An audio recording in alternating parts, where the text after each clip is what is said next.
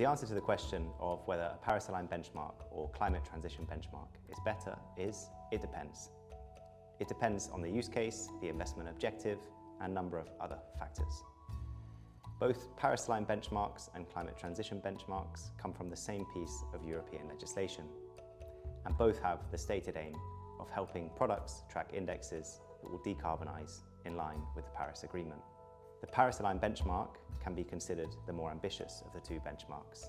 While the Paris-aligned benchmarks must demonstrate a decarbonization at a rate 50% higher than its parent index, the number for climate transition benchmark is 30%. Both Paris-aligned benchmarks and climate transition benchmarks must also demonstrate a year-on-year decarbonization of 7%. And finally, both must adhere to strict exclusionary criteria. In the case of the climate transition benchmark, these relate to exposure to tobacco, controversial weapons, and violations of UN and OECD norms. The Paris-aligned benchmarks must adhere to those same exclusions and a number of other exclusionary criteria related mostly to fossil fuels.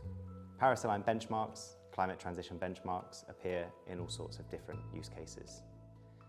The Paris-aligned benchmark and climate transition benchmark exclusionary criteria are referenced, for example, in ESMA's new guidelines about the use of ESG terms in fund names. Within that regulation, any fund using an environmental, impact or sustainability term must ensure that all of the assets it invests in are not subject to any breaches related to the Paris-aligned benchmark exclusionary criteria.